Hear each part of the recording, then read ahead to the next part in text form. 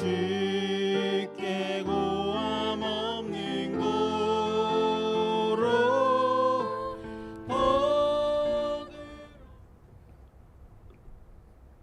할렐루야. 2026년 5월 11일 월요일 삶의 첫 시간에 주님께 올려드립니다. 하나님이 모든 것을 지으신 때가 있습니다.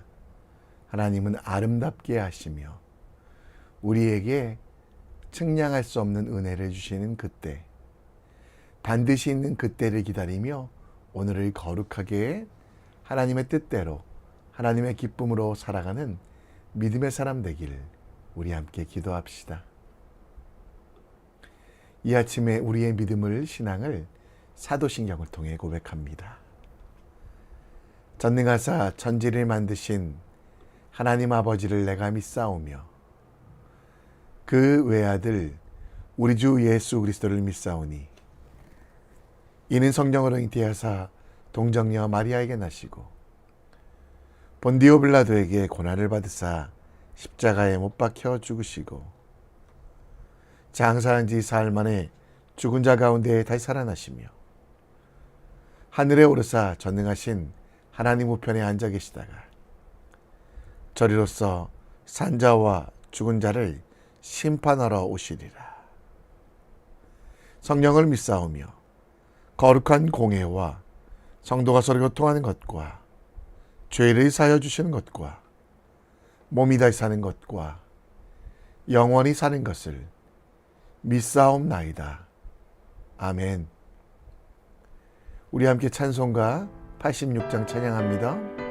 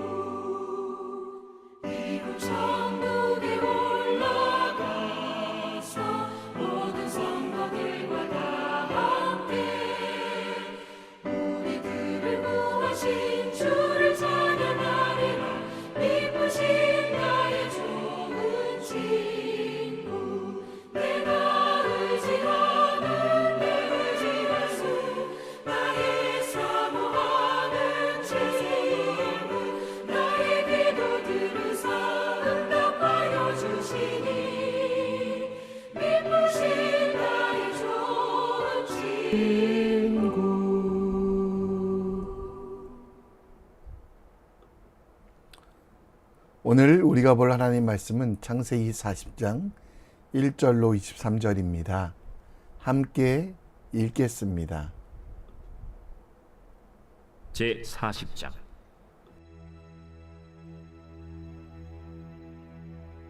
그 후에 애굽 왕의 술 맡은 자와 떡 굽는 자가 그들의 주인 애굽 왕에게 범죄한지라. 바로가 그 두 관원장 곧 술 맡은 관원장과 떡 굽는 관원장에게 노하여 그들을 친위 대장의 집안에 있는 옥에 가두니 곧 요셉이 갇힌 곳이라. 친위 대장이 요셉에게 그들을 수종들게 하매 요셉이 그들을 섬겼더라. 그들이 갇힌 지 여러 날이라. 옥에 갇힌 애굽 왕의 술 맡은 자와 떡 굽는 자 두 사람이 하룻밤에 꿈을 꾸니 각기 그 내용이 다르더라. 아침에 요셉이 들어가 보니 그들에게 근심의 빛이 있는지라. 요셉이 그 주인의 집에 자기와 함께 갇힌 바로의 신하들에게 묻되 어찌하여 오늘 당신들의 얼굴에 근심의 빛이 있나이까? 우리가 꿈을 꾸었으나 이를 해석할 자가 없도다. 해석은 하나님께 있지 아니하니니까 청하건대 내게 이르소서. 술 맡은 관원장이 그의 꿈을 요셉에게 말하여 이르되 내가 꿈에 보니 내 앞에 포도나무가 있는데 그 나무에 세 가지가 있고 싹이 나서 꽃이 피고 포도송이가 익었고 내 손에 바로의 잔이 있기로 내가 포도를 따서 그 즙을 바로의 잔에 짜서 그 잔을 바로의 손에 들여놓으라. 그 해석이 이러하니 세 가지는 사흘이라. 지금부터 사흘 안에 바로가 당신의 머리를 들고 당신의 전직을 회복시키리니 당신이 그 전에 술 맡은 자가 되었을 때 하던 것 같이 바로의 잔을 그의 손에 드리게 되리이다. 당신이 잘 되시거든 나를 생각하고 내게 은혜를 베풀어서 내 사정을 바로에게 아뢰어 이 집에서 나를 건져 주소서. 나는 히브리 땅에서 끌려온 자요 여기서도 옥에 갇힐 일은 행하지 아니하였나이다. 떡 굽는 관원장이 그 해석이 좋은 것을 보고 요셉에게 이르되 나도 꿈에 보니 흰떡 세 광주리가 내 머리에 있고 맨 윗광주리에 바로를 위하여 만든 각종 구운 음식이 있는데 새들이 내 머리의 광주리에서 그것을 먹더라. 그 해석은 이러하니 새 광주리는 사흘이라. 지금부터 사흘 안에 바로가 당신의 머리를 들고 당신을 나무에 달리니 새들이 당신의 고기를 뜯어 먹으리이다. 하더니 제3일은 바로의 생일이라. 바로가 그의 모든 신하를 위하여 잔치를 베풀 때에 술 맡은 관원장과 떡 굽는 관원장에게 그의 신하들 중에 머리를 들게 하니라. 바로의 술 맡은 관원장은 전직을 회복하매 그가 잔을 바로의 손에 받들어 드렸고 떡 굽는 관원장은 매달리니 요셉이 그들에게 해석함과 같이 되었으나 술 맡은 관원장이 요셉을 기억하지 못하고 그를 잊었더라. 아멘.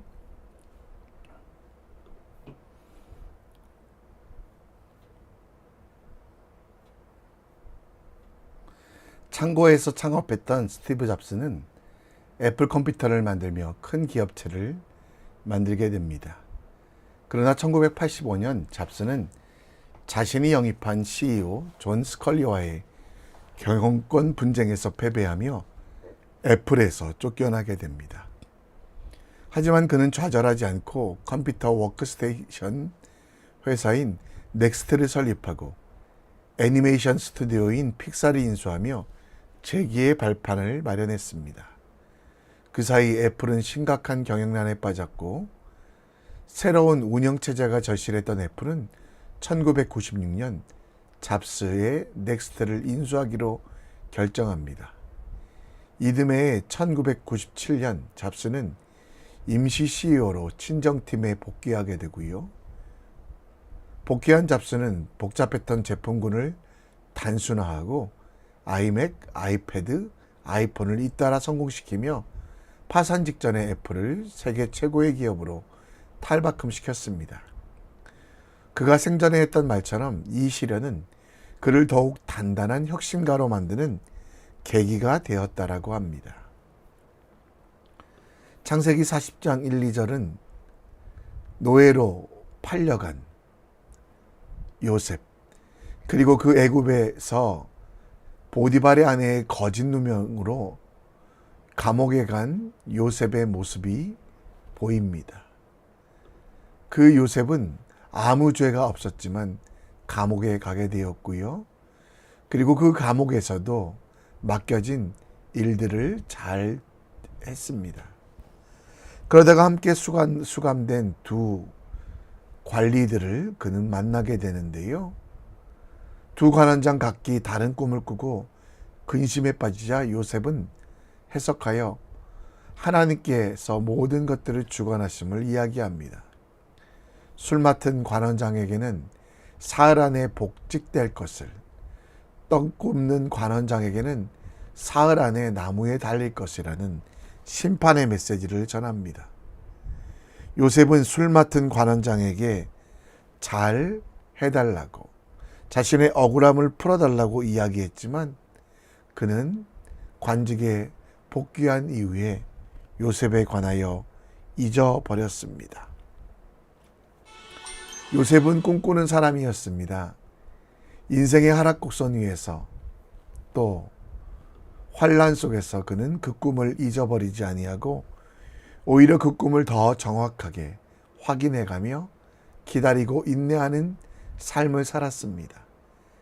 자신의 자랑이었던 채색옷이 벗겨지고 맨몸으로 감옥에 갇혀 있지만 그 꿈은 하나님의 꿈, 하나님의 섭리를 묵상하며 삶 속에서도 거룩을 지켜냈습니다. 본문 속에서 감옥에 살지만 하나님 나라를 꿈꾸고 바닥으로 떨어졌지만 하늘로 올라가길 준비하는 삶에 대해서 요셉의 그 감옥에서 있었던 일들을 살펴보며 하나님의 뜻이 무엇인지 함께 묵상해 보겠습니다. 애굽 시위대장 곧 경호실장이었던 보디발은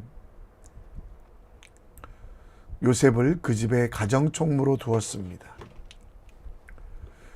그러나 그 아내, 보디발의 아내는 요셉을 유혹하였지만 넘어오지 않았습니다.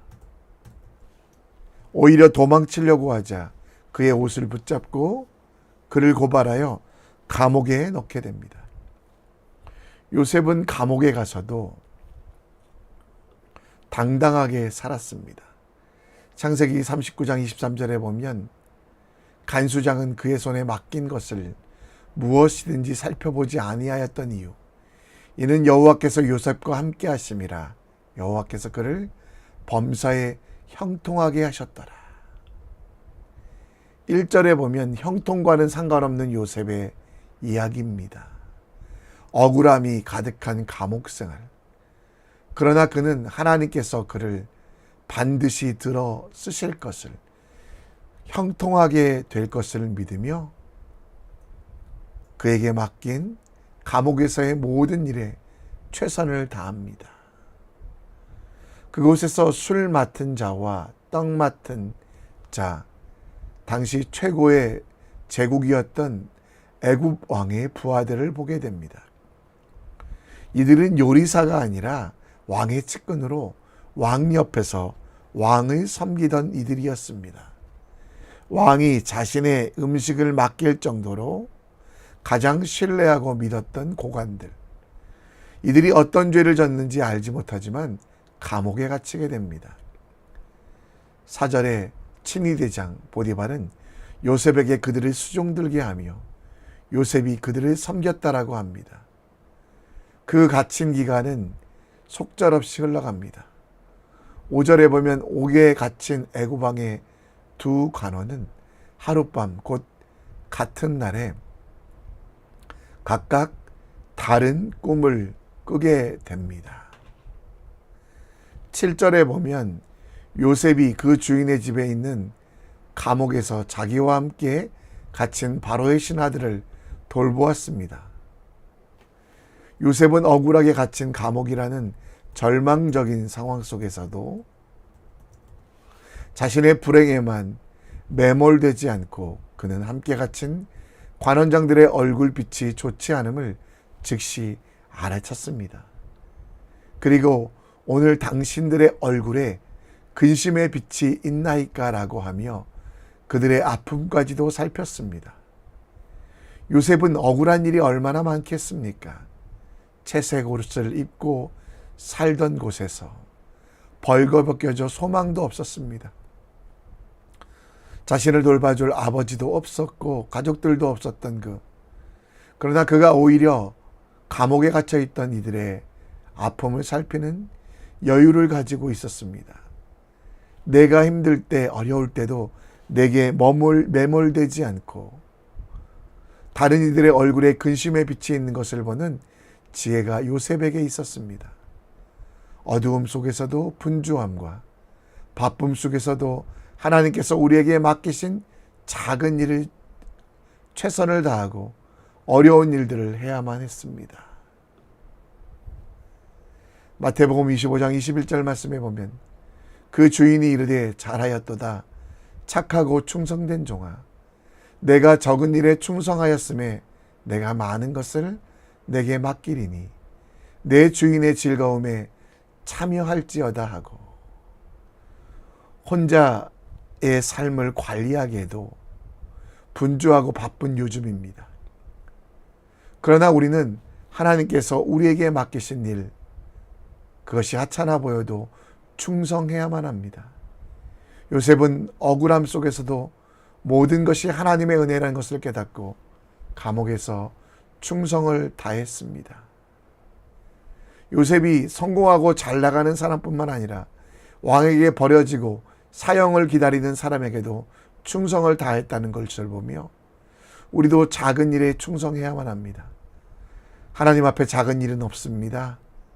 내 일로 바쁘고 분주하다고 미루어줄 수 있는 하나님의 일은 없습니다. 약한 사람들, 실패한 사람들, 지극히 작은 사람들을 위해서 그들의 마음을 돌보며 작은 일에 충성할 때 더 큰 일을 받을 수 있음을 기억하며 왕의 즐거움에 참여하길 원하신다면 작은 일에 충성하십시오.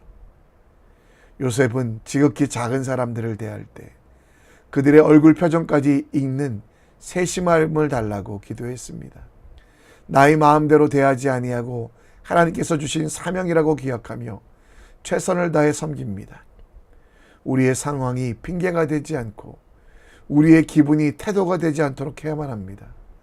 골로새서 3장 23절 말씀을 기억하십시오. 무슨 일을 하든지 마음을 다하여 주께 하듯 하고 사람에게 하지 않는 충성된 사람, 가족과 이웃을 향해 기도하기를 멈추지 마십시오.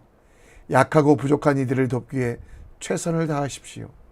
무슨 일을 하든지 주께 하듯 하며 우리에게 하나님의 복이 임할 것을 기억하며 하나님께 우리의 인생을 맡겨드리는 믿음의 사람 되시기를 함께 기도합니다. 요셉은 술 맡은 관원장, 떡 맡은 관원장의 한날의 꾼 꿈을 각각 해몽합니다. 9절 말씀에 보면 술 맡은 관원장의 꿈이 요셉에게 들려졌습니다. 그 꿈은 무엇입니까? 포도나무에 3가지가 있었고 싹이 나서 꽃이 피고 포도송이가 익었고 그 포도를 따서 바로의 잔에 포도주를 드렸다고 합니다. 요셉은 12절에 그 꿈을 해석했는데요. 그 꿈은 3일 안에 술 맡은 관원장이 다시 전직을 회복할 것을 이야기합니다. 14절에 요셉은 그 관원에게 당신이 잘 되시거든 내게 은혜를 베푸소서 내 사정을 바로에게 아뢰어 이 집에서 나를 건져주소서 히브리 땅에 끌려온 억울한 사람 옥에 갇힐 일을 하지 않았다는 것을 이야기합니다. 17절에 떡 광주리 떡 맡은 사람의 꿈도 해석해 주는데요. 이는 불행히도 그 꿈은 3일 안에 사형당할 내용이었습니다. 실제로 20절에 술 맡은 관원장은 바로왕 앞에서 전직이 회복되고 그가 잔을 다시 받들었다고 합니다. 그러나 22절에 떡 굽는 관원장은 매달리니 사형을 당했다라고 이야기합니다. 14절에 술 맡은 관원장의 억울함이 풀려졌을 때 요셉의 억울함도 기억해달라고 했지만 요셉의 억울함은 아무도 기억해 주지 않았습니다. 애굽에 팔려왔을 때 보디발의 집을 잘 관리해 주었지만 주인 되었던 보디발도 요셉을 잊었습니다. 큰 꿈을 해결해 주고 자신의 결박을 알려달라고 부탁했지만 술 맡은 관원장은 결국 요셉을 잊었습니다.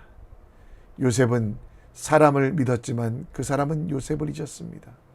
그 기간이 2년 동안 계속되었지만 요셉은 하나님을 바라보며 그 꿈을 포기하지 않고 더 확실한 꿈, 그를 통해 야곱의 자녀 70명의 가족들이 구원받을 것, 작은 민족이었던 이스라엘 백성들이 큰 민족이 될 것을 기다리며 포기하지 않았습니다. 갈라디아서 6장 9절 말씀에 보면 우리가 선을 행하되 낙심하지 말라라고 이야기합니다. 보디발도 술 맡은 관원장도 요셉을 도와주지 않아서 어쩌면 낙심할 수도 있습니다. 그러나 요셉은 사람들을 바라보지 아니하고 선을 계속해서 행했습니다. 포기하지 않고 하나님 때를 기다리며 낭만과 포기가 아니라 감사와 찬송으로 하나님께 영광 돌렸습니다. 술 맡은 관원장의 배신 이후에도 그는 감옥에서 모든 일을 하며 낙심하고 포기하지 않고 하나님의 때를 기다리며 완벽한 하나님의 때를 기대하며 기쁨의 삶을 살았습니다. 하나님께서 우리에게 주신 때가 분명히 있습니다. 우리는 버려진 시간은 우리에게 없습니다. 하나님의 때를 준비하고 기대하는 시간만 우리에게 존재합니다. 질서의 하나님, 정확하신 하나님께서는 나의 조급함 때문에 하나님의 때를 바꾸지 않으십니다. 견디고 인내하여 마침내 그 때가 임할 때 더 큰 은혜를 주시기 위하여 우리를 위하여 준비하신 하나님임을 기억하십시오. 우리에게 가장 좋은 것을 주시는 하나님임을 잊지 맙시다. 사람은 우리를 잊었지만 하나님은 우리를 위해 가장 완벽한 때를 주심을 기억하며 감사하며 하나님께서 일하심을 감당합시다. 하나님께서 하신 일을 감사하며 하나님의 뜻을 기억하는 믿음의 사람 되길 우리 함께 기도합시다. 이 시간 다 같이 찬양하겠습니다. 내일 일은 난 몰라요라는 찬양인데요. 우리 함께 찬양 드리며 오늘 요셉의 그 기대와 그 용기를 배우기 원합니다. 내일 일은 난 몰라요. 하루하루 살아요. 불에 기나요 행함도 내 뜻대로 못해요. 험한 이 길 가고 가도 끝은 없고 보내요. 주님 예수 할렐루야 내 손 잡아주소서. 내일은 난 몰라요. 장래일도 몰라요. 아버지 날 붙드사 평탄하게 주옵소서. 좁은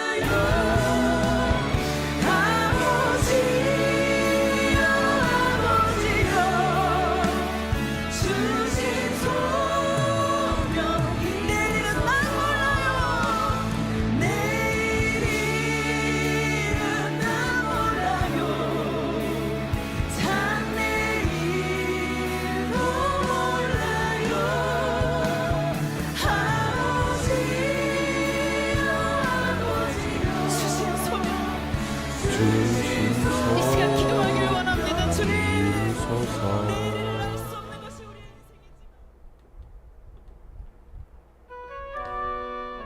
월요일 아침에도 우리는 기도합니다. 지극히 작은 자, 약하고 부족한 자들의 얼굴도 보게 하시고 그들의 마음에 공감하며 그들을 위해 일하여 기도하게 하소서. 하나님의 때를 기다림이 기쁨이 되게 하시고 인내하며 행복으로 하나님께서 주신 방향과 목적에 최선을 다하게 하소서. 교회를 위해 기도해 주십시오. 환우들을 위해 기도해 주시고 믿음이 약한 자들을 위해 기도해 주시고 또 함께 모여 예배할 그날을 꿈꾸게 하여 주시옵소서. 말씀으로 살아가는 교회 되게 하시고 성령 충만함을 살게 하시고 성전으로 살아가게 하시고 교회 다니는 사람이 아니라 교회로 사는 사람이 될 수 있도록 세상과 열방을 위해 다음 세대의 선교를 위해 쓰임받는 믿음의 사람 될 수 있도록 함께 기도합시다. 이 시간 다 같이 기도하겠습니다. 아버지, 하나님 아버지, 정말 우리가 이 환란